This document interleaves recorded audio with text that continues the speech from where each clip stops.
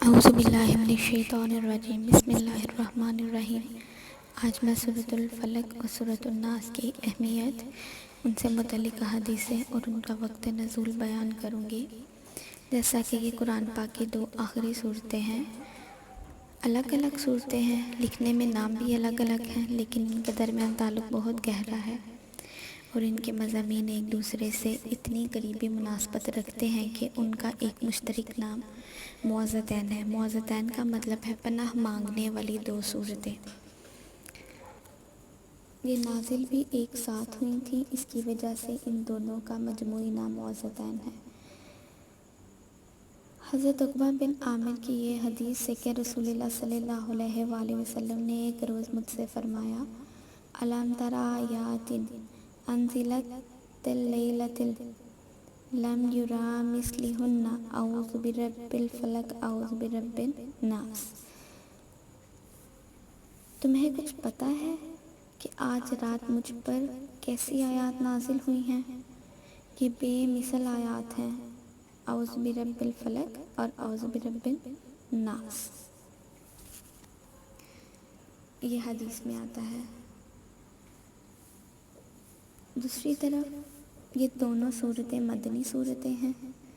سورۃ الفلق میں 5 آیاتیں ہیں اور سورۃ الناس میں 6 آیتیں ہیں، کل ملا کر یہ 11 آیتیں ہیں۔ ان 11 آیتوں سے بھی ایک بیان ہے، وہ بھی پڑھیں گے۔ قرآن کریم کی یہ آخری دونوں صورتیں معوذتین جیسے کہ کہلاتی ہیں۔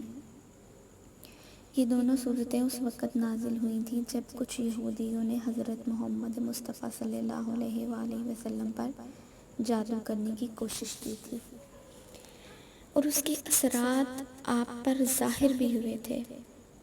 ان صورتوں میں آپ کو جادو ٹونے سے حفاظت کے لیے ان الفاظ میں اللہ تعالیٰ کی پناہ مانگنے کی تلقین فرمائی گئی تھی، جیسا کہ سورۃ الناس میں 5 آیتیں ہیں اور اس میں 3 چیزوں کا ذکر ہے۔ قل اعوذ برب الفلق من شر ما خلق ومن شر غاسق اذا وقب ومن شر النفاثات فی العقد ومن شر حاسد اذا حسد۔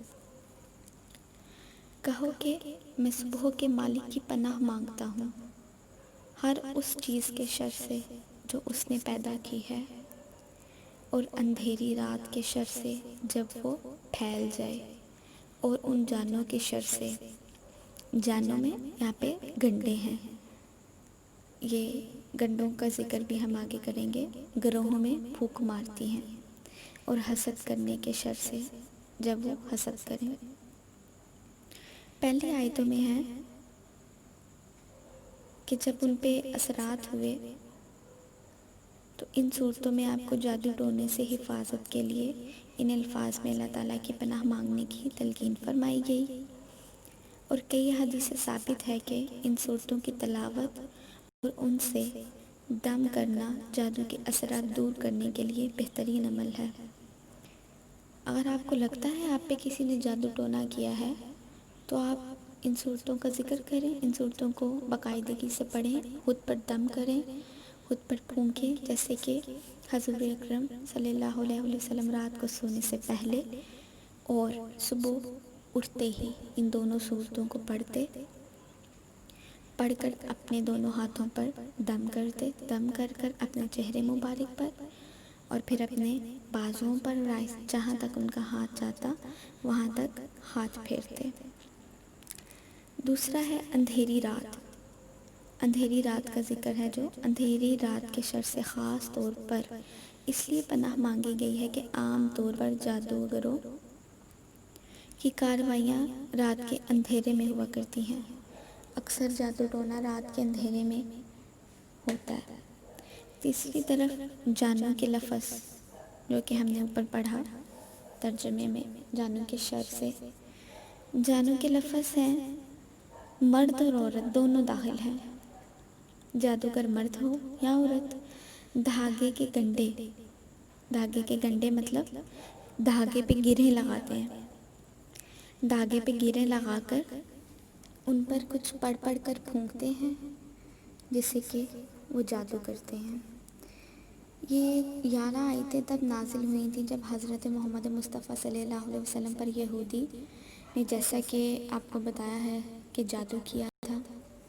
اس نے ایک دھاگا لے کر اس پہ 11 گنڈے 11 گیریں باندھی تھیں. پھر اللہ تعالیٰ کے حکم سے یہ دونوں صورتیں 11 آیتوں کے ساتھ نازل ہوئی تھیں. چلتے ہیں سورۃ ناس کی طرف. یہ سورت بھی مدنی ہے. اس کی 6 آیتیں ہیں. اس کی 6 اور سورۃ الفلق کی 5، کل ملا کر 11 آیتیں.